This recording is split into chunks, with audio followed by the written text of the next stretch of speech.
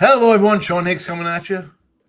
Football Friday Live. Marc Lawrence joining the show, as always, on our Football Friday Lives here on the Winner Circle Sports Betting Podcast. Hit that like button, share, subscribe, notification bell on so you know each and every Football Friday. Again, there's only 4 of these left, basically. I mean, then we'll have to roll it into some kind of college hoops weekend show or something. Major League Baseball futures, and as the calendar progresses. But we do have a full slate of NFL and a couple bowl games here on Friday, and of course, there's a college football playoff now. So we got 3 more games left, 2, and then the championship. We'll talk about those in just 1 second. But again, we are live here. Comment section open. Like, share, subscribe. Also, gamblersworld.net. Visit our sponsor site. It's our flash sale. First Friday flash sales. Every Friday we'll be giving 26% off. Hello, it's 2026. If you still write checks, make sure you add 2026 before you write out. Don't put 2025 in there. They won't accept them. For those of you who write checks, let's be honest, Marc, a lot of these cats probably don't even know what a check is. I still write checks because I'm a sick SOB. For some things, it's always good. I like a little paper trail. But listen, it's January 2nd. 30-day pass is where you want to be here with Marc or myself or any of the cappers at gamblersworld.net. Take 26% off that 30-day package. All sports included, not just the college football playoffs or NFL playoffs. You'll get NBA, college hoops, and hockey for those of you who like the cold cash on the ice. Marc, Happy New Year to you. We were just talking real fast off air about our SEC love and admiration. They did you dirty. And I want to just jump into SEC talk.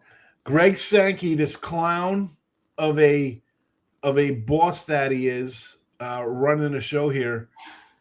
I think 7 teams should be in the college football playoffs. Let's run down the SEC in the playoffs because, right, what are they? A miserable 1-6 in bowl games or whatever they are, headed into to yesterday's matchup. But look at this. Let's start with LSU. Lost to Houston. Okay, they were an underdog. Tennessee, favorite, upset loser, Illinois. Missouri, favorite, upset loser to Virginia. Vanderbilt, upset loser, Iowa. Oklahoma, never should have been there in the first place, but they matched up with another SEC team to make them look good. Loser. Texas beat Michigan, who didn't they beat them already this year? A Michigan team that was in total flux anyway. So, all right, we'll give you that. Alabama, you beat Oklahoma, shouldn't have been there, and then you got curb stomped, scoring 3 points versus Indiana. Texas A&M, favored, 3 points. Only team you lost to the regular season was a team with a winning record. Should you even have been in the playoffs at 12-1. And Georgia, upset as a favorite. Your best team, Ole Miss, who I said, you know what, they shouldn't be in the playoffs anyway. Your coach left, right? Isn't that like you don't know how teams are going to respond? Wasn't that a lot of talk with Florida State with their injuries and stuff? How the hell was Oklahoma in here or Alabama? Ole Miss, I think, wins it all. That is my little shot there. I think they hate Lane Kiffin. The comments were they didn't like him. I had them yesterday. I took them already. Plus the points there versus the Hurricanes. That is my SEC rant. Your trash-ass conference, the ACC is better than you. How about that, SEC fans? Go ahead. Have at it. You're probably crying, SEC fans, the way things played out. But I got to get my little SEC rant in, Marc. I'm sorry. Well, I think every conference has been better than the SEC so far, Sean. At least, from if not a win percentage to the spread. They've been money burners, SEC, and 2 of their wins this year came against each other. If they hadn't gone head-to-head, there'd be 2 less victories for the Southeast Conference. So it's not been, obviously, a good year for the SEC. I don't know how they're going to try and justify or wind their way out of that, but they're being exposed here rapidly. And I love nothing more. I'm a Big Ten guy. I'm from Big Ten country. And I'd love to see what the Big Ten is doing here right now. So, as this stuff unfolds, watching Indiana just whip up on Alabama, just from a Big Ten standpoint here, that was really about as good as it gets from a Big Ten, being a fan of the Big Ten.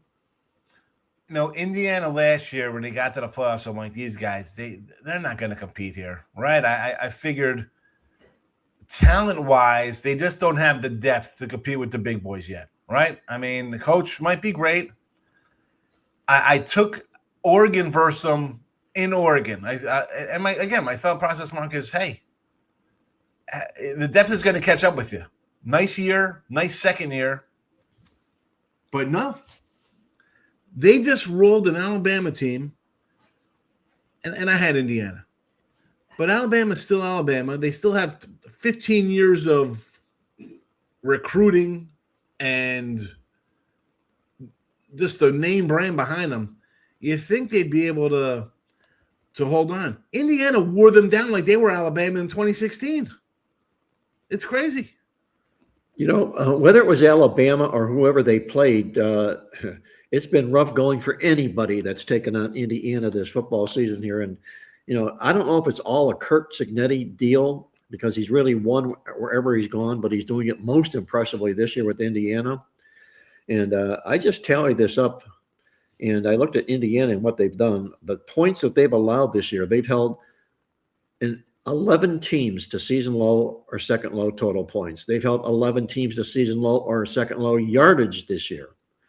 They're just very, very impressive defensively. And then you got a hog line offensive line that's as good as they are, and a Heisman Trophy winning quarterback. That's a real tough combination to beat here. And I don't know if you're going to put them up against Oregon here. There's going to be a Big Ten battle between two football teams here, obviously. And Indiana did beat Oregon earlier this year. But the thing that surprises me, Sean, is arguably this line. When they beat Oregon earlier this year, they went into Oregon as a 7-point dog. Yep. And now here they're laying 4 points in this rematch here. So I think the odds makers are maybe caught up with Indiana, and maybe they're not giving Oregon enough respect. I don't know what the answer is. Indiana just looks so balanced in their attack, so fluid. It's just, they talk about like taking on the identity of your coach, and this guy just sits there, stone-faced, no emotion, business. Let's get our lunch, go to work. That's the way this team is. Running the ball, passing the ball. Like, you mentioned he won the Heisman. It's like, oh, you fade the Heisman guys. And most Heisman guys, right, Mark? I mean, they got sexy numbers. They're throwing for 3,500, 4,000 yards, 35, 40 touchdowns, putting up crazy stats. This guy didn't have those crazy stats, right? He was just kind of pedestrian kind of numbers overall. Nothing, not the lead, the passing leader for college. Didn't lead in, he was a two-way guy. Didn't lead in rushing for a quarterback. None of those stats. They just won as a team. He didn't have to throw 5 touchdowns a game, right? He just they pummel teams. This is again, maybe am I late? I've had Indiana a couple times this year. Maybe I'm just like giving them their just due here, but I think they beat Oregon. Again, I got Mississippi winning the whole thing though, so I think that will be the matchup we're going to get. Speaking of Ole Miss, what do you think about their game yesterday? I mean, they played Georgia tough the first time. They had a lead going into the fourth quarter before they fell apart in Georgia. I think this is a legit team here. I mean, obviously they're one of 4 teams left, so they're pretty damn good. I'm a believer. I don't think the Lane Kiffin stuff matters. I think they want to win in spite of Lane Kiffin. When the guy said, I got a better chance at winning over at LSU than I do here, I think these dudes are coming out to – even the coaches, I think they want to prove themselves. Hey, Lane's not here. I might be an assistant, but you know what? I'm going to have a head coaching job next year after I win this puppy and go to LSU for a year. I think these guys take it as a front. Well, I hope, and I don't know if they've done yet, but I hope they sign Golding as the new head coach, permanent head coach at Ole Miss. You can tell that he's really respected and well-liked by the team. He seems to have a persona about him that's just cool confidence in what it is that they do. And man, oh man, you talk about teams on a run at the right time of the season here. 7 wins in a row, 7 games in the stats. They just powdered the opponents. 130 yards they beat Georgia by yesterday. It was a lot worse than the scoreboard indicated there. They drilled Florida by 200 yards. They beat South Carolina 190 yards. This football team is for real. And we're going to find out whether or not this rematch means anything here. it did to Ole Miss in that Georgia football game. There's no doubt about that. But you can have Miami and Ole Miss going head to head here, and you're having the marquee game, Indiana and Oregon. The other one, the Indiana-Oregon, would have probably, for all intents and purposes, if you could hand choose it, would have been the championship game. It won't be. So my question to you, Sean, is this. What happens to the winner of the Indiana-Oregon game? Is there a emotional letdown after that war, that tug of war that's going to go on in that contest? And will Ole Miss or Miami of Florida benefit from it? Do you think Oregon is better? Like, what would you have your numbers at Oregon versus Ole Miss and Oregon versus Miami at? You think they're that much better than those two teams? Well, they would be similar numbers. Okay, I think I think Miami of Florida, Ole Miss might be even on a power rating level, but the question here is just psychologically. You're coming off of beating. If they beat Oregon twice, 2 times in 1 year, they could take the field with a lot of false confidence in that football game, doing what they're doing, having just beat who they beat again to get there. With the Heisman Trophy winner, who looks like the real deal here so far. So there's going to be a lot of storylines coming out of these 2 football games this particular weekend, and I'm going to be interested to see, like you, who's playing and what the line of the game is going to be. You're going to have let's go. We could go look at each of these teams. You have Indiana coming in again. You sweeping the Big Ten. You're undefeated, so you got that kind of. Are they going to play down or whatever? You got the whole undefeated angle. You'd have Oregon coming in with, big revenge win, knocking off the undefeated top team Hoosiers. You'd have the Miami storyline of they shouldn't even be here. They didn't win their conference championship. How are they in here as the 7th best team in the ACC based on whatever kind of wacky parameters they have, right? Yep. And you'll have Ole Miss in there. Wow, are they going to win? Like, it was Lane Kiffin really a good coach?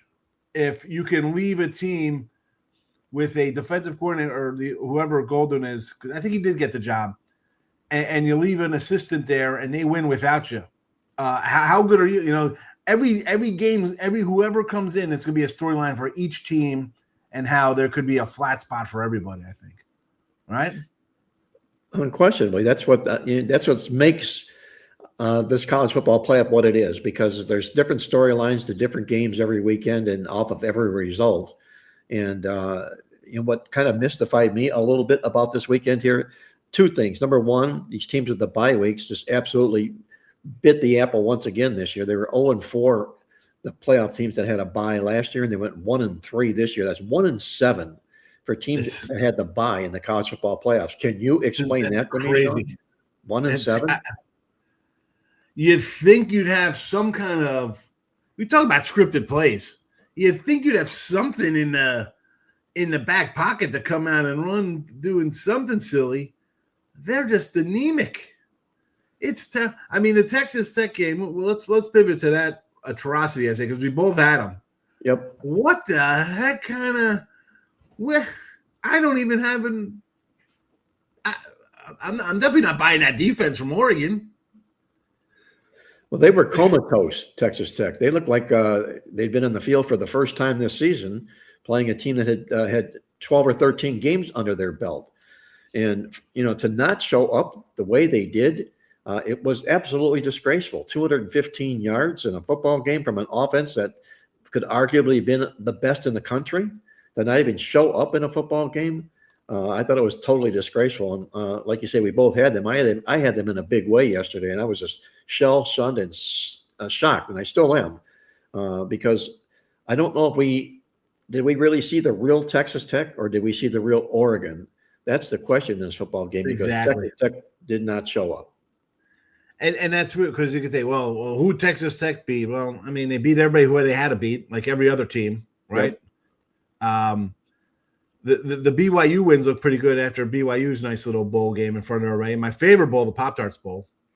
I should have gone. You know what? I got my emotional support Pop-Tarts. They came in the mail. My daughter took them upstairs. I enjoy the Pop-Tarts Bowl, Mark. I think that's they do a great job. Your entire Twitter was just all Pop-Tarts that day. That is what a bowl a bowl game should be. It should be, and that was a good matchup. I think better teams, listen, if you don't make the playoffs, again, they're expanding them, so it's even going to be worse. That Pop-Tart Bowl should be a playoff bowl. I mean, they embrace the players. I love it. Anyway, we got some games going on here, and we'll get to the comments here. Imagine Mara was in the house saying Happy New Year to us, so we have a good year. He's got a question of the SMU game. We'll get to that in a second. But let's talk about Rice and Texas State today.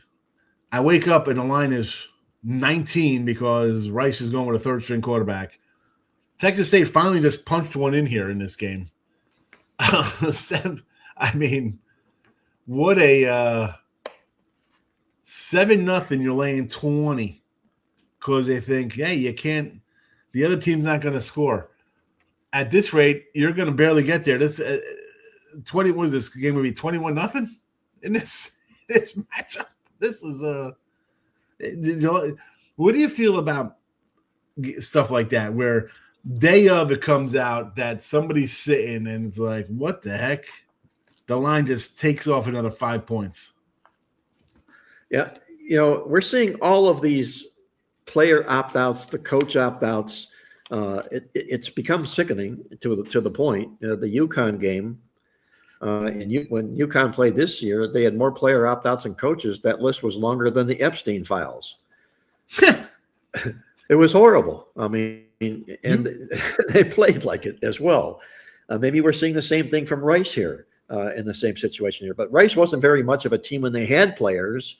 Now they don't have players here. So it's like a Rice junior varsity in a sense. But could you get me to lay 20 points with Texas State in a bowl game? No way on God's green earth would I do that. But obviously the lines maker knows what he's doing because it looks like they're on their way, clear sailing here for Texas State. I saw the slide this morning because I initially like the over. You got a Rice team that runs that option kind of stuff. You figure this is going to be one of those games. It's in Fort Worth. These are two Texas teams. There'll be some people there. It'd be a fun kind of game, high scoring. I saw that this guy went out and they had a walk-on or whoever quarterback, and I'm thinking, boy, I should really take the under in this one, right? That would have been probably the smartest play based on they're a run team anyway. Yep. And you look, it's the second quarter. Both teams had the ball twice. I mean, these are just drives that even a 3 and out is 5 minutes because they used the entire play clock. I'd still go under 43 in this game right now. How the hell are they scoring 43 points in this game? They could the next touchdown scored, they could count as 14 points. I don't think it'll get the 43 points. Unless one team gets it all themselves. If Rice just lays down, it doesn't even show. But I'm with you. I mean, you're playing in-game props or in-game lines on totals. You probably have value there. What are you getting right now for a total in-game prop? Can you see that? I'm DraftKings, that's 43.5, but you do get a middle because there are 41.5s out there as well. So 41.5 to 43.5 is the spread on the in-game. Wow. That's pretty interesting there. Now a couple are moving up to 42.5 now. So I gotta say with DK, and again, these are tough to get down on for me personally, DK FanDuels. DK comes out with a good, strong line. I don't want to say they're penny and 4-1-1 type lines, but they put a good solid line out there for side and total people. You see a lot of bad lines here from places like Hard Rock and Rivers and these MGMs and stuff. These guys' lines, they kind of circle back to the DK line a lot of times. Do you feel that DraftKings is sort of the Squares sports book where I'm talking the spread and this is to in-game, but go ahead. I look at them and FanDuel as well. They are not really – they'll ban the sharper winner player, right? We know that. They've come out and said that. You see their little memo like, we're not paying it. They are all for the parlay crew and the prop crowd.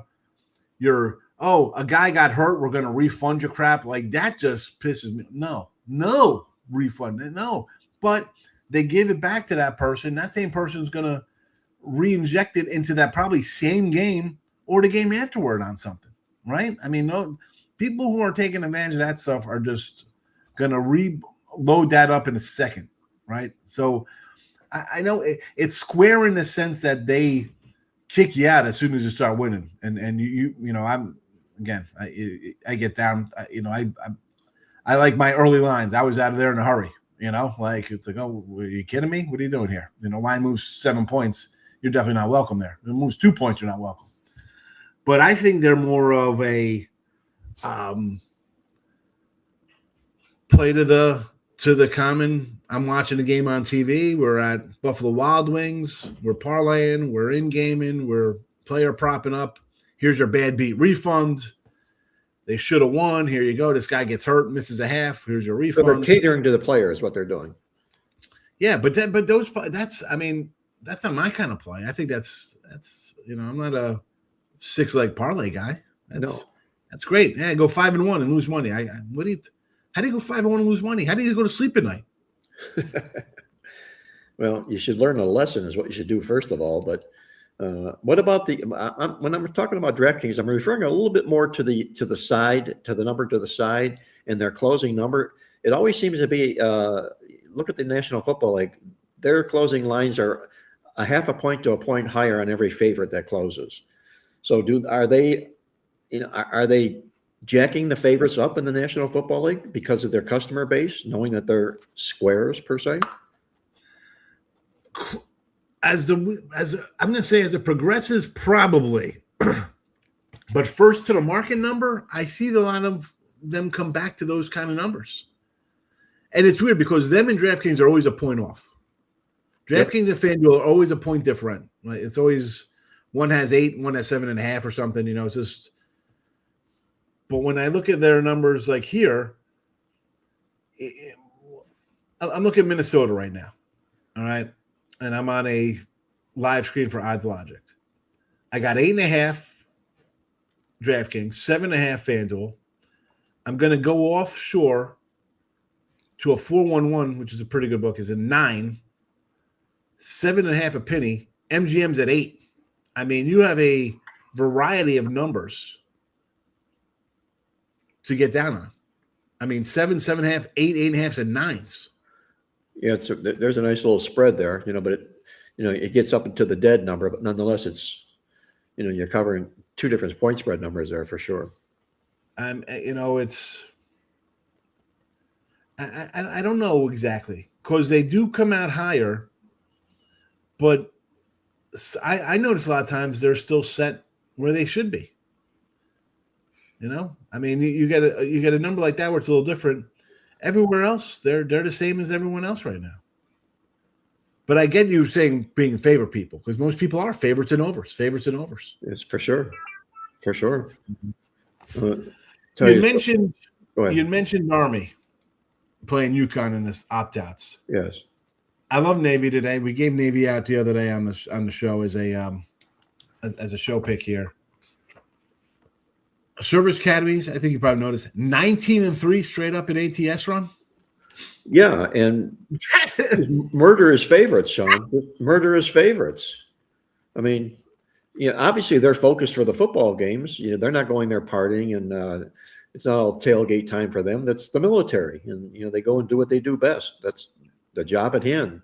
They win football games, and I'm with you. I'm on Navy here as well today. Just like Army. How can you not be with numbers like that?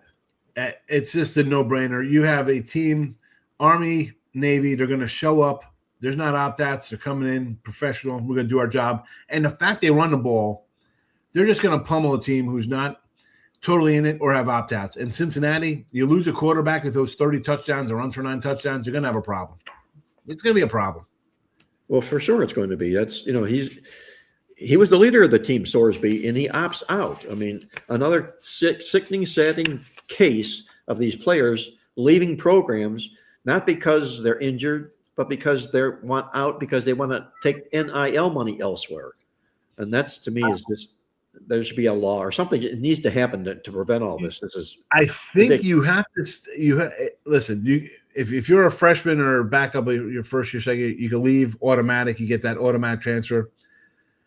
If you go somewhere a second time, that's it. you get two shots here.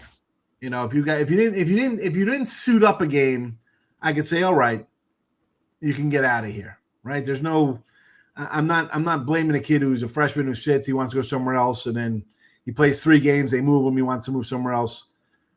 What is that doing? But a guy like these kind of guys who move as, you know, juniors and seniors and graduate students, there's got to be some kind of, you got to spend, you can't be on 3 teams in 3 years. You got to spend at least 2 years with a team.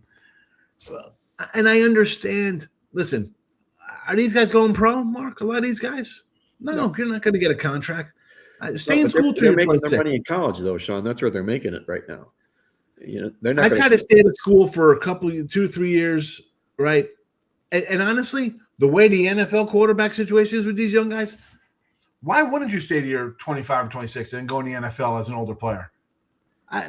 You give me a shot. I stayed at a program for X amount of years. I could read a defense, right? I'm not a 21-year-old coming out. How many bad quarterbacks we see in the NFL coming out after a year or two? Well, Dylan Gabriel from the Cleveland Browns was that quarterback. I think he played for 3 different colleges. Played his way all the way through his senior year. He didn't, leave early as a junior, and he did so because he was being paid comfortably to do just that. So that's the route that these quarterbacks should be taking, as you mentioned here, because there could be a promised land in the end in the National Football League where there's a dearth of quarterbacks that in the National Football League right now that are needed. So, we'll see how this all shakes out, but I just scratch my head. And when I see this, it just it repulses me because first of all, it started with all the rivalry games, and the rivalry games were stripped away. And now the bowl games are being stripped away. And what was it all because of? ESPN. Yeah. All for the money. All for the money. Yeah. The transfer portal's bad. I know they want to say, well, we could just expand a little bit.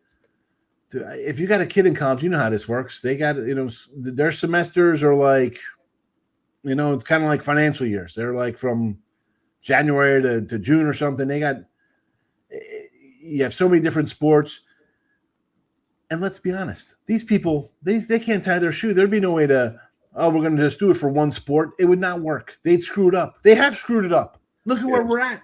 Look, we're at with the playoffs. And we got to expand the playoffs next year. Why? 6 was where it should have been. They destroyed the conferences. The bowl games. Listen, get rid of the conference. This is what it should be. No conference championships. Bowl games start the first Saturday in December. Maybe not for regular bowl games, but if they want the expanded playoff, you have games playing on Saturday. Maybe Friday and Saturday, right? They just have it Friday, Saturday because NFL Sunday. The next week you have a next round, and you're done. You're done by the end of the year. The other bowl games play, and it's all wrapped up by the end of the year, calendar year, and then the players can go, and that's that. It's, again, there's a lot of moving parts. Look at the back end of it, though, Sean. What if they lengthen the season and have it conclude with the championship game the week before the Super Bowl, which is where it should be? And if they did just that, then they can continue with conference championship games. They can keep that tradition in place and wrap everything up, like I'm saying, a week before the Super Bowl, extend it there that way. And they probably would do so and do it with 12 or 16 teams in the playoffs. Because why? There's more money in the pie. That's why. Yeah. Well, I mean, the problem is that you're going to have schools folding up. I mean, I saw what? Iowa State has 9 guys on their roster right now. Some of these schools are gonna fold up. Like, what is the purpose of? Let's just throw I'll make the joke with Mississippi Valley State college basketball. These guys go on the road to pick up $3 million to get their butts whipped, and to be 5-22 every year. Eventually, these schools are gonna be like, "Why are we paying this? This is a waste of money." Well, they're like who was the team that played the Harlem Globetrotters every year? The Washington Generals or whatever. Yeah, they're the Washington Generals. Exactly. Yeah, but football, you're gonna have the same thing. I mean, let's have 20-team conferences. Why? You're not playing everybody. You took away the coastal and the divisions in East and West and North and South, however they broke down the divisions, Atlantic, Coastal, right? They got rid of all those and just have a giant hodgepodge of nonsense. And this is where we're at. And these rivalries are being stripped out. Look at the Southern Cal Notre Dame thing. That's all gone now. Yeah. That's terrible. That was one of the long-standing traditional rivalries. I understand USC saying let's play in September as opposed to mid-October. Right. I get that. You could schedule that a bye week ahead of time or something afterwards after you have a big game like that. Didn't want to accommodate that. Yeah. So I mean, Notre Dame can say what they want, but USC's be like, really, man, I don't want to play in October. At the end, it's a nice marquee matchup for who? For you on NBC. That's right. But that doesn't help us on. No. That's if it's a home game, it's great. But I don't feel going to South Bend on October 26th in the middle of my Pac-10 run. Well, let's be honest. USC wanted to break up the Pac-12 to be what? To be 8-4 every year.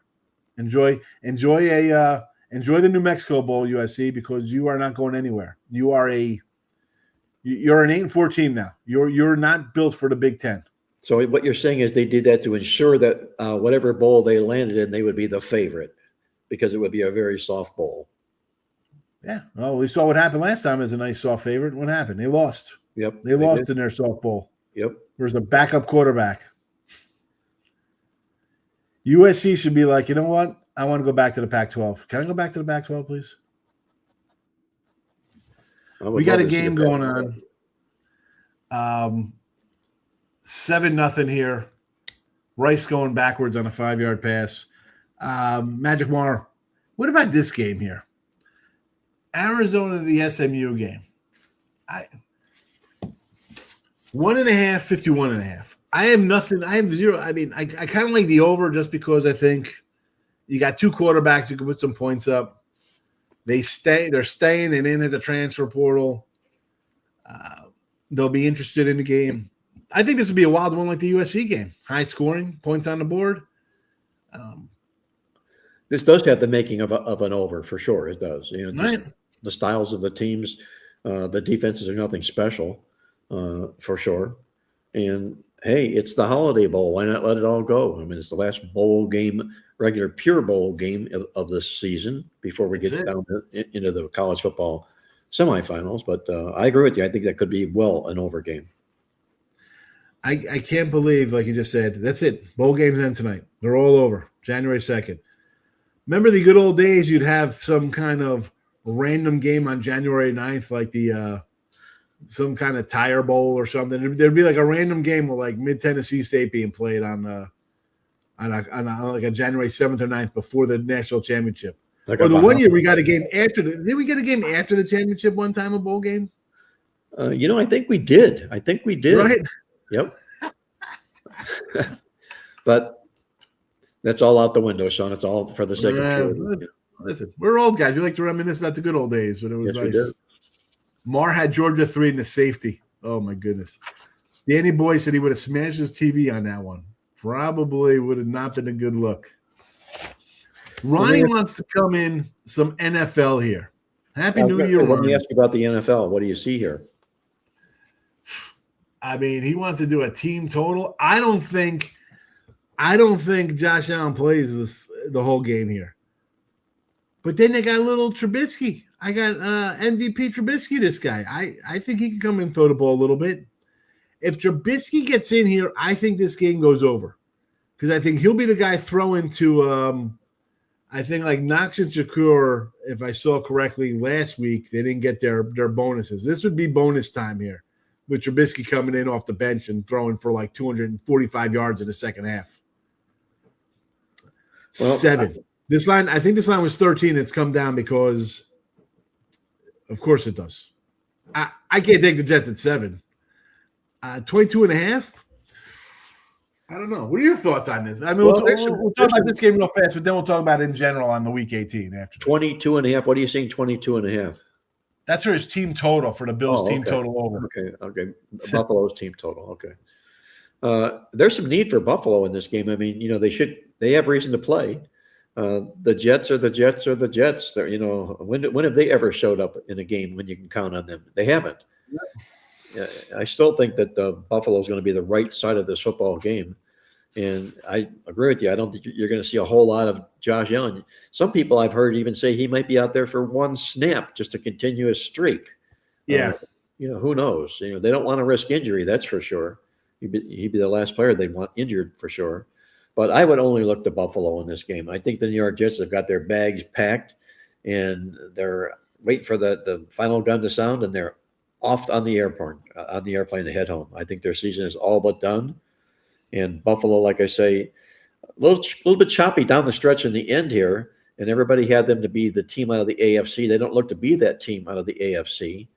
And I know you won't find McDermott risking his players' health in this particular football game. He can't afford to, Sean, because they're playing next week. They're playing next week. So yeah, I don't think they're worried about moving up a spot in the wild card nonsense. You need Josh Allen healthy, and let's be honest. Drake May's had a great year. Lamar might be there if they beat the Steelers, but you got the best quarterback in the AFC who's going to be in the playoffs. Might not have a great year, but if you're the Bills, we got to go on the road. I'd still feel comfortable going on the road versus whoever I got to go on the road against. I feel like I got an MVP guy running the show. I'm in a game, right? It's not like they're going to come in here and be like 9-point underdogs or some crap. They could very well be. They're going on the road to be in pick'ems, or they might even be favored. Again, I don't know the matchups. I'm not looking for those.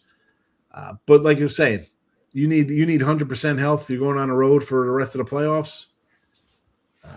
I'm with you there. We got some more college football talk in here. We'll get back. Poor Doug here. Indiana, Oregon, 47 total. I like the under. Well, I think you have to because you have a spectacular defense in Indiana and you have a good defense in Oregon there. These two teams know each other from the Big Ten. They met earlier in the football season here. That game played to 50. I don't think this game exceeds that by any means. And the deeper you go into playoffs, whether it's professional or college football, the more and more the defense becomes the trump card. And if the defense rises in a football game like this, you can only look to the under. Right, I agree. Yeah. More football, NFL style. The Rams 7.5 here. So we see a lot of crazy line movement here, Mark, week 18, right? Guys are playing. We got Green Bay's throwing out their third stringer. This Rams line was 14. It's now cut in half. We saw Denver open up at like 5. That one goes to 13 with guys sitting out. Where are the Rams going here? They're probably going to Philly again. Are they worried about not going to do they have motivation here? I like Arizona even with 7.5. Well, do the Rams have motivation? I would say they have motivation. They're sitting here right now. What is it? A game behind Frisco for the seeding, but it's only going to be for seeding purposes for them as far as that's concerned. Yes. So, do they want to be 6th or do they want to be 5th? Do you want to play Philadelphia or do you want to play Carolina? I think, or Tampa. I think that's a pretty big no-brainer as far as that's concerned, where they want to be. And I think we talked a month ago. We were talking about the Rams being the team to beat in the National Football League this year to make it and win the Super Bowl. Win the Super Bowl. They were playing that good of football. Now they're coming in this football game off of that wild. Well, not off of it was 2 weeks ago against Seattle when that overtime loss. That was probably maybe the best football game of the football season we've seen so far this year. Then they go to Atlanta and they trip up at Atlanta here. So that's 2 losses in a row for this team here. Sean McVay's going to want to get this team turned around. So is there enough incentive here to go lay a number that you're getting maybe perhaps a good wholesale price on? That's the question here. You just wish you knew what the coach's game plan was going to be as far as the starters are concerned. That's what makes handicapping this week here in the National Football League extremely difficult. And this is how you bounce around with that, because the next question here is coming up is Danny Boy, Seattle and the Niners. So this game is the night before, which will decide the West, the 1 seed, and the seeding here, right? San Fran wins, home field throughout. Seattle wins, home field throughout. Do the Rams move up though based on, again, they'd both be 12-4, right? They'll be 12-4 them and Frisco, or 13-4, I should say. No. They're 12-5. Frisco would be 12-5. I'm sorry. They'll both be 12-5. I don't know the breakdown of the tiebreaker. Yeah, like it'll be, I don't know who has a better division record. Then it'll go to conference record. Because 7.5, if that's the case, you think, yeah, I definitely want to play Carolina before I go to face the Eagles. Well, the Carolina game is a tricky game here too, because, obviously the winner's in the playoff and the loser's out. But you got 2 teams that are not playing good football right now. And you can maybe say you think Carolina is, but just like an X-ray, go inside and look at their stats. They're getting drilled in the stats, as is Tampa Bay, or has Tampa Bay been all football season long. All I know for sure is, Sean, is whoever wins this game is going to be a 1-and-out in the playoffs this year. And even if it's Baker Mayfield, and he's been there and done that before, this is not a vintage Tampa Bay football team this year. And this is a Carolina team that's catching teams by surprise. But my caution here is they're catching teams by surprise and winning games they shouldn't be winning. I think this ends up being one of the most intriguing games on the football card this weekend, and one of the toughest handicaps on the card as well. I took Carolina because, again, Tampa Bay, we're still rolling out Tampa as a favorite. Like, hey, these guys are good. Look at this. Look at Tampa Bay here, Mark, and tell me, why are they favored, and why do you just not take Carolina? 8 straight ATS losses, 4 straight losses overall, 1-7 straight up their last 8. Last 4 losses, all as favorites. 2-8 overall last 10. And yet now they're favored. Why? How are you? It's Carolina again. I'm not a huge Carolina fan. Nice step forward for them, but yeah, neither of these teams I think will impress me in the first round of the playoffs when you got an NFC West team coming into town. Again, if it's in Carolina, Carolina already beat the Rams. We can't throw that out. They dropped the 30 pack on them.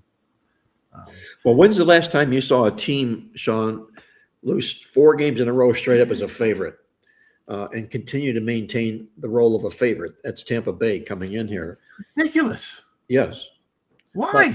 Even though all 4 of those losses were 1-score games, which means that they could have reversed those, they have nobody to blame but other than themselves.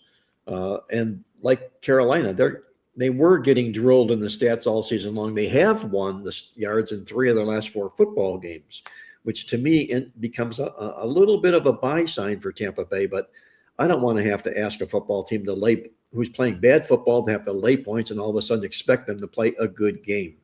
And you've also got, in this particular contest here, Carolina's had a real turnaround season here. The reason Tampa Bay is the favorite here, Sean, is plain and simple. They're at home in this football contest. If the game were at Carolina, I think the Panthers would be real small in this football game here as well, as far as the point spread goes. So, again, I'm going to just reiterate, I think it's the toughest call on the board. Yeah, listen, we got 2 good games on Saturday afternoon between them and the Seattle game. And Danny, with this one here, team total over 23.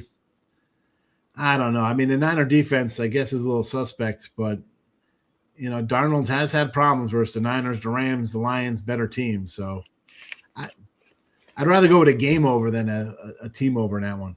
Tim Rose in the house, not a fan of the Week 18. Mar wants to know thoughts on Philly. Why is the number so short? Shouldn't it be 7 or 8? No, it's right where it should be when you have a backup quarterback coming into play here. Yeah, and they're going to rest a lot of regulars there. Philadelphia is. Tanner McGee's starting. Yes, he is. Tank Bigsby is your starting running back. Barkley and Hurts are not playing in this game. They sound like that's why it went from 8 down to where it is. It's Your starting quarterback and running back are out. And then we'll throw on the fact here with the Eagles, Mark. When did they look good all year? Where is their signature game? They haven't. They've only won the yards back-to-back games one time this year. Out-yarded almost every week with regularity. You're asking Washington to step up here, but it's still a division game. And nothing would satisfy Washington better than to close out a really, really bummer season than to have to be able to beat Philadelphia. Yeah. A team like this who they just lost. They were chippy 2 weeks ago. They were fighting and Washington was down like 20 points and they were still like angry at home. They still you thought maybe Washington would just mail it in after the quarterback got hurt again, like whatever. No, man, they're still chippy out there a little bit. And Mariota's not some rookie either. Mariota's got some time in the league. He's looking to latch on somewhere. He's not coming out here to wet the bed if he's starting here. He's going to look out for he's got 2 veteran receivers in McLaurin and Samuel. He's going to get him the ball. He's like he's not Tanner McGee or some backup guy coming in here. Well, they out-yarded Philadelphia when they played 2 weeks ago too, so they know they're not going to be pushed around on the football playing field here. I think there's a lot more as far as a medal reward goes in this game for Washington than there is Philadelphia in this contest. Tim, not a fan of the nil. I agree. Terrible. This is interesting. Player transfers from a small school to a big school should pay the small school a fee. I'm all for that. If you're MAC teams and Sun Belts and American Conference, if you're developing guys and stuff like that, you know what? Let's go. Ante up. It's all money anyway now. There should be some kind of whatever if you're coming in here poaching players. But you know what? That's just lawsuits waiting to happen, I think, here. Let's be honest. That'll be all types of nonsense. Tim's on the smooth today. Why not? The ACC looks fabulous. ACC looks great. Are you talking about in the bowl game? The ACC? What was that? You're saying the ACC looks great? Yeah, ACC's look pretty good in their bowls. Virginia took care of business. Miami's taking care of business. Yeah, they've done a pretty nice job. Not too bad. Bills' final game. That's right. Final game in the stadium. Little extra for the fans. Brock Purdy, best quarterback NFL. I'm all over the Niners. All right, let's this is where we get a little. Somebody's still a little hungover here from the night before here. Best quarterback in the game from Brock Purdy right now. He's really playing probably arguably his best football of his career here right now. He's looking great. This is the Purdy that came in and took care of business, and they got rid of Trey Lance. Trey Lance is the future. Well, apparently not. Playing with a lot of confidence he is right now. 370 division ticket on the Panthers. Excellent. And hello again to Tim. Scott, I like the Eagles. I think Tanner McKee is serviceable backup. Has he gotten a lot of action, Tanner McKee? Who's that? He said Tanner McKee's a serviceable backup. Is he? I don't think we've seen a lot of them to be able to, now everybody in Philadelphia thinks the guy is the real deal. Thinks he's a star waiting to be born. And I know they're dying waiting for a quarterback to be born in Philadelphia because there's nobody in that town, even though they won the Super Bowl last year with Jalen Hurts, that really digs Jalen Hurts. So maybe McGee is the guy that the fans are going to rally behind and get behind and everything and so forth and whatnot like that. But I don't think you're going to be able to judge it in one game against Washington. I don't think so. So 2024, 2 games, 30 of 45, 323 yards, 4 touchdowns, no picks, took 2 sacks. Not too bad. No, not bad. This year he's been in 3 games. He's gone 3 for 3 for 33 yards, 5 rushes for 0.8 yards. It'll be interesting. Sign me up for the for the Redskins in that one a little bit. Is there any way you see either Tennessee, Indianapolis, or Miami covering their big spreads? You got some big dogs here for sure. Yeah, that's a good question because does it come down to either teams play down to their level, or these are bad teams that are going home that want to go home with something to say that they played for? Indianapolis, the biggest disappointment. Tennessee, you could say, is they've only out-yarded one team for crying out loud all year long as Tennessee. Who thought? Here's the thing, though. Did people think Tennessee was going to come in here and win the South? No. And on Indianapolis, they started great, but you got hurt. So is that a disappointment? You lose a quarterback? That's just football. That's a good point. And then there's the Miami versus New England. This might be the cover spot here. The cover spot. They look up. Go ahead. New England looks up at the board, and Denver's already hopped over a depleted Charger team, and it's 14-0 in the first quarter with 8 minutes to go. They might be like, you know what? We're not getting home field. Let's just, let's get May out of there. We got our bye. He'll play a half, and that's it. We're Miami. Quinn Ewers, he's trying to make a case for himself. I think Miami's the spot here. Tennessee's been bad all year. The Colts are heartbroken. I mean, you knew the season was going downhill when you lost a quarterback. They were in trouble. Does the weather condition bother you any at all, Sean? No. Again, because because I think Denver's going to get up early in that game, and New England's going to be like, "What are we doing out here?" Yeah, it's crazy. All I need is my guy to slip and break his ankle or some nonsense. What are we doing here? Yep. Miami will just run the ball again. Out of the three, I don't want to go against. I'm going against the best defense in the Texans, who've just been ridiculous, right? I don't want to go with that team with Riley Leonard. Tennessee's been the worst team the entire year. My druthers, it'd be Miami. Am I interested in any of these things? Definitely no, but we're about to go to the half here. 10-0 Texas State here. Texas State won't even cover their first half spread here. I think it was 10.5. And didn't they hopped out real big, didn't they? The first score of the game was the first drive. No, they didn't score the first drive. They didn't score till 5 minutes to go in a half. Oh, really? 7-0. Yeah. Wow. Yeah, no. These guys, it was it took them into the second quarter. 10 minutes to go before they scored. Actually, 9 minutes. Pitt did a really good bowl game. Yeah, ECU. Tim is an ECU fan. Marc, Ravens money line, don't like the half point on the 3.5. I would much rather be loving Baltimore if Tyler Huntley was quarterback in here. As opposed to if Lamar Jackson quarterback? He's not looked good all year. If Harbaugh decides to run the ball like he did last week, you're winning this game. Like Lamar's got a contusion on his back, right? His back hurts. Anybody over 30, you go outside when it's cold, you feel it in your knee, your shoulder, your arm, wherever you're sore. How the hell you rolling this guy? It's 15 degrees. He hasn't looked good since week 1. He hasn't been healthy. Huntley your game plan just destroyed a team last week. You can do that this week. Are you scared of Aaron Rodgers? They're missing 2 good offensive players in Metcalf and who's the other tight end they're out of. This is a I don't want to screw up game, so you should be running the ball.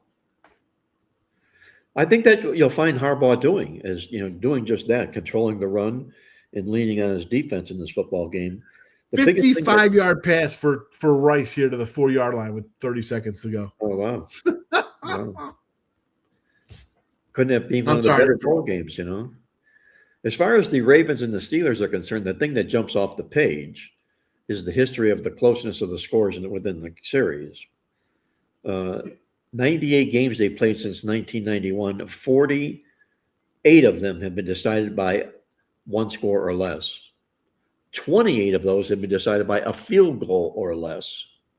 So if we're going to get a close call type football game here, you want to take the 3.5 or lay the 3.5?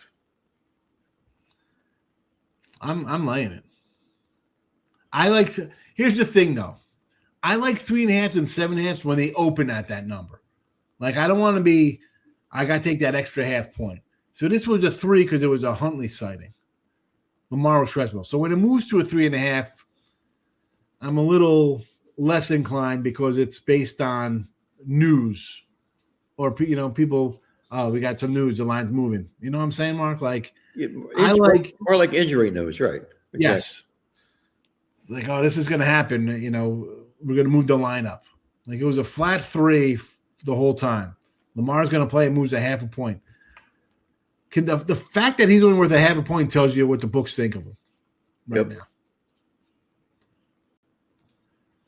Are you going to see Pittsburgh bow out with 2 consecutive home losses in a row where Tomlin very seldom ever loses back-to-back home games?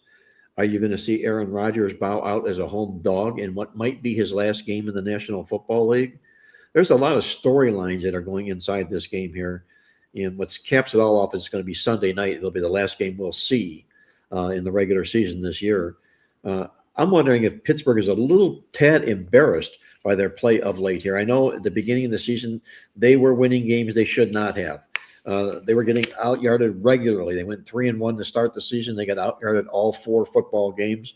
They come back and played a little bit better here statistically on the field. They've won 3 of the last 4 games coming into this contest. They lost to Cleveland last week. That was pathetic. There was no reason for that no-show in that particular game here. You knew that was coming, though. Yep, you sure did. I'm gonna be the other side of the field in this game with you, Sean. I'm gonna lean to Pittsburgh here with all these Mike Tomlin like numbers here. The fact that they're the home dog here, and I'm looking here to see they were a home dog to Indianapolis this year. Took 3 and won the whole game. That's the only time they've been a home dog this year. So, Green Bay. They took 2.5 and they got beat by 10. So I correct myself. All right, we're at odds on that one here. Scott says that New England Suns to win to stay the 2 seed. They've been playing starters all game. Dude, they could still win but not cover the game. That's my point on this, Scott. That's my point exactly too. When you're talking spreads, especially the last week of the season, people are looking at, this team needs a win. They need a win. Do they need to win by 13? Do they need to win by 9? And people forget that. They just look at the fact that there's need involved in the football game, and they just want to back that team. Well, wins don't automatically guarantee point spread covers, especially when you're talking larger point spreads in the games themselves. So I'd be very, very careful when I'm approaching games this weekend and looking at the need factor for these teams here, because the need factor can end up biting you in the end. The crazy thing is that everything holds steady here, right? Everybody, Broncos win, Patriots win, Jaguars win. Steelers don't make a difference because that's not changing. But the Bills win. If the Bills win, that'll definitely move them up because the Chargers look like they're mailing it in. So 12 wins for the Bills will move them because right now they're going to face the Patriots next week. Well, if they move up, right now they would face the Patriots right now if nothing changed, right? But let's be honest, the Chargers are mailing it in. The Chargers are going to drop to the 7th seed. So then the Chargers will get the Patriots, and the Bills would get Jacksonville. I think the Bills would much rather play Jacksonville, or they might get Baltimore, depending on what the Texans do. I don't know. Again, the head-to-heads, because the Bills will definitely be locked in Jaguars because the Texans beat the Bills. So both of those guys 12-5. Houston will face Baltimore or the Steelers, and the Bills will take on the Jaguars. That'd be a good game. Bills Jaguars. What do you think about that matchup for? Well, in my newsletter, we called out our awesome angle of the week, which has done real well this year, and it does come to the support of the Jacksonville Jaguars in this game. Just briefly, you're talking about any 750 or greater home team in its last home game of the season that's on a 3-0 straight up and point spread run if they're taking on an opponent that does not have a winning record. Well, since 1980, it's only happened 12 times, but it's gone 11-1 against the spread. That points to the Jacksonville Jaguars in this particular football game. Playing well last home game, high enough win percentage to be considered a good football team and playing a team that's beatable. That's basically what the angle says. So, I'm not going to fight the angle. I'm not going to step in front of a 92% winning angle dating back to 1980. So put me down for the Jaguars. Jaguars over. There you go. Jaguars play there for Mark. Again, if you stuck around, if you haven't already, hit the like button. Comments have been rolling. Thank you for that. Again, Football Friday and the first Friday, 26% off. Gamblers World. Any of Mark's plays, my plays, any cappers, Gamblers World, go get 26% off site-wide. Speaking of site-wide, the sites are flashing here line-wise. J.J. McCarthy upgraded to play. We jump into a 9.5 now offshore here. So because he's playing, it jumps up now. Does that make any sense to you? He's available to play. Doesn't mean he's playing yet. Okay. Because they've done a lot of damage without him, Sean. And when he did play, they really kind of went backwards. So I don't know if that's really a positive note for Minnesota in that particular football game. Well, is he better than Brosmer? I mean, he did listen. He scored against Washington. He had a decent game against the Cowboys. He was there in the Giants game. I don't know. Again, laying 10. You know who's quarterbacking for Green Bay, right? I mean, this is a we got a third stringer here as well. Clayton Tune making the start for Green Bay already. He's out there. He's been named the starter this weekend. It's just too sad for Minnesota that the season ends when it does because, they're coming in this game 4-0 straight up into the spread the last 4 games. 4 of the last 5 games they played, they've held the opponent to season low yardage. It's where they're winning games right now. It's defensively for Minnesota here. So, can they hold this defense in place and then ask for whether it's Brosmer or McCarthy to do the job offensively? And then you put the whipped cream on the cake and say that Green Bay is not playing anybody. I think there's only one look in this game, Sean, that has to be to Minnesota. Yeah. I have a problem giving out a 9-point spread here on the show. I can't do that. I can't give that. To a team that's going to be watching the other team in the playoffs. Yeah. That's a little player prop question here from Scott. 18.5 carries for Henry. Auto play. I would say yes. And I hate using that kind of term, kind of crap like that. You got to do it. Well, but you got a banged up quarterback. Last week, the dude was just a monster. Why wouldn't you hand the ball off to this guy 20-something times and just wear out the other team? I'm going to say yes to this, but the Harbaugh one caveat to this, though, Scott, and right, Mark, the problem is that this guy could have 16 carries because he has 4 carries that are for 40 or something more yards, and he's taking up huge chunks of ground yardage, and it hurts his carries because he's going to have a 200-yard game with under 20 carries or something. That's the scary part about Derrick Henry because you saw last week the dude is still a monster. Well, last week they have to run the ball. You can't be coming here throwing the ball with Lamar. No. So it would be Henry then, but Henry last week had more carries last week in that game than he's had all season long. Yeah. So, does he have it again in him? Do the tires still have enough tread this week to continue that kind of mileage, if you will, per se, in a football game like this? That's a real tough, tricky question for John Harbaugh to have to answer here. He's not like a spring chicken here, Derrick Henry. He's had a few games and some miles on those legs. So you know what the game plan should be, but can he effectuate it knowing that he's coming off of a game where he just ran a ton of times for a ton of yards last week? Mark, I thought in the beginning we talked about Indiana, Oregon, and Mark likes the Ducks a little bit here. That's right. You like Oregon in this spot. Well, honestly, I haven't done all of my work yet on the game, Sean, so I don't want to put myself to commit to that. I was talking initially about what it is we saw, but it's very, very difficult to beat a team twice from the same conference in the same year. We saw that with Ole Miss and Georgia yesterday. So can Indiana do that and do this at a price that they're paying a premium with? Like I mentioned, they were 5-point dogs the first time. Now they're laying points. So there's a lot of hurdles that Indiana is going to have to overcome in this game. And for all intents and purposes, they threw a no-hitter in their game last week. Are they going to be Johnny Vandermeer and come with back-to-back no-hitters in a game this week against Oregon? I think it's going to be a must-watch game, no doubt about it. But I got to really tear it down in the database to find out exactly where I'm going to settle. I mean, Oregon wasn't exactly shop-liver themselves in their matchup either. No, they kind of showed out pretty well too, no-hitter style. Yep. This is up to 4.5. This was 4, so it's already moved to the Hoosiers a little bit here in early movement.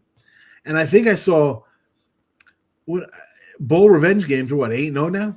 The revenging team is perfect. Yeah, revenge has worked as a tool really nice. The only game where it didn't. You talking playoff games or bowl revenge? I think it's bowls. Well, the one that didn't work was Tulane to Ole Miss. That's right. Yeah, they got slaughtered in the rematch.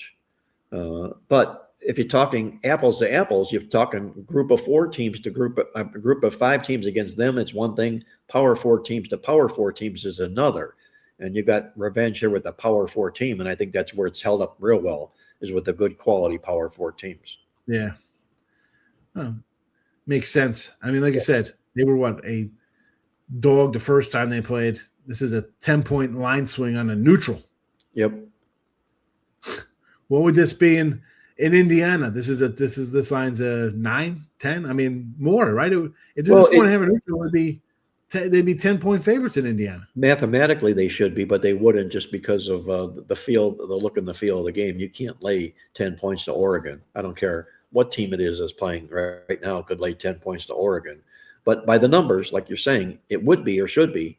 But like say, the key is here, it's a neutral field, and this number has grown that way. So there's some sizable support for Indiana in this football game, no question. Real fast, we'll get out of here. Get back to these bowl playoffs. They move these teams around. Not great showings in these stadiums. Half empty. Do you put every game in a home field, in a home stadium? That maybe, again, these are in December when kids are on break too as well. I mean, but you can't have Indiana. Yeah, let's go. We're playing Alabama in California, right? I mean, Miami's in Arizona after they played somewhere else last week. Who the heck's got a mountain of cash on Christmas and New Year's? Like, what are you paying for hotels on Christmas and New Year's Day? They're insane. You're asking people to travel the 2 busiest times, the most expensive times you were places to jack up these prices anyway because it's the holidays. How the hell are fans traveling to 3 freaking games back to back to back? Yeah, let alone being able to get airfare. I mean, the price of the airfare is bad, let alone being able to get a ticket on an airplane too. Yeah. So you bring up a valid point about should some of these teams be at home where there will be a filled stadium. There'll be fanatics in the stands, but do you do that and give up the sanctity of making the road team go into a real uncomfortable environment? That's the question. Well, it's like baseball play. If you would have won the game during regular season, you wouldn't be in that spot. You'd have home field advantage, and you'd have 4 games at home instead of 3 or 3 and 2 or whatever the case may be. Yeah, that's a real good retort. I like that, Sean. Yes. Or honestly, let's be honest. These teams, Ohio, there's no other stadium in Ohio State to play at besides the Horseshoe. Like I got high school Texas stadiums that hold 20,000 people that could host a Texas football game. You know what I'm saying? Like, yep. They're not. It's obvious they don't care about the fans, and they don't make money off of that kind of crap. Their money's off the sponsor and on TV. What are they getting at the gate? They don't care what the gate is. Otherwise, they wouldn't care that nobody goes to these games. Right. The TV's paying them $10 million for a game or whatever more. I don't know. I don't know when they'll figure it out. Look at this guy, Brian Biller, coming in making jokes. My favorite capper, Sean and Marc. You're our third favorite capper, Brian. All right. We really didn't give out a bunch of plays. We have nothing really to, colleges, there's 2 games left here. We talked about both of them. Random bowl games today and NFL tricky weekend. Do you want to give a play or two? You got anything you want to get behind for the show here? If you don't, listen, it's a crazy weekend. I know it's tough just picking games for ourselves to bet on as opposed to just kind of taking flyers on shots here for free picks. Well, for a free pick, let's step out and let's offer up a free pick, okay? I like New Orleans against Atlanta this week. Really? Yes. I know they're both playing good football. New Orleans is playing really good football, okay? You take a look at their body of work coming into this particular game. It's as good almost as any teams in the National Football League. I don't think they're getting any respect or love, none whatsoever, in the contest here. What are they on, a 4-0 Suets run coming in here? They've covered the spread 5 straight games. They've won the yards in 2 of their last 3 football games, playing some really good football. And they've got revenge from a home loss in the contest as well here. And Atlanta's so choppy up and down, you don't know what you're getting from the Falcons each and every week here. Give me New Orleans with revenge in the last game of the season for my show pick on the show here today. New Orleans plus 3.5. Yes. I'm going to give you 2 more dogs here. Miami plus the 11.5. I feel like we'll get a first half performance here from New England. I'm going to take Washington as well, plus a 4.5. And I have to do a KC Vegas under. I mean, they couldn't score points with Mahomes. Why are they going to score points now? That season is done. Everything is done. I also think Reed retires. Who retires? Andy Reid. Andy Reid retires the season. Really? That's a bigger call than the game itself, Andy Reid, yeah. I think he retired. This guy's going to come back. Obviously, Kelsey's retiring. You're not going to have Mahomes for the first quarter or more of the season. What are you doing, Andy? You're going to sit through another 5-win year to maybe have a good year the next year when you have all these other quarterbacks and teams rising in your conference? No. Hang it up. You're 72 or whatever you are. You got the Super Bowls.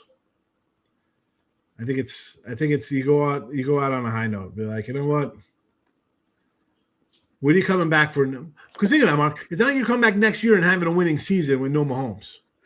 Well, it's difficult, but I'll say this. I'll throw a little insight into this, into your proclamation there, that I think Andy Reid will do what Mrs. Andy Reid wants him to do.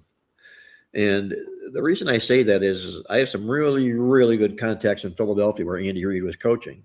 And it was told to me more times often than not that Andy does what Mrs. Andy wants him to do. She runs the whole show, kit and caboodle. So if he's ready to retire, he'll look into it. If she wants him gone, he's gone. So just keep that thought in mind, okay? Find out what Mrs. Reid wants, and you'll find out what Andy Reid's going to do. They're going into a new stadium in a couple of years. Yeah. It's over. There you go. Show picks. Saints plus 3.5. Under KC Vegas 36.5. Washington plus 4.5. Miami plus 11.5. There you go. NFL Week 18. Head on over to gamblersworld.net for our best bets here for NFL, for our college football playoff picks, and anything we have up on the sites here for Friday between Marc, myself, and all the other cappers here. Brian Biller just popped in. He was number 1 in the money last year on the site. Brian, a good run, crushing it. Again, 26% off for 2026. See that? You figured that one out, folks? A little easy wordplay there. 26% off. It is 2026, only on Football Fridays. There you go. Marc, Happy New Year to you.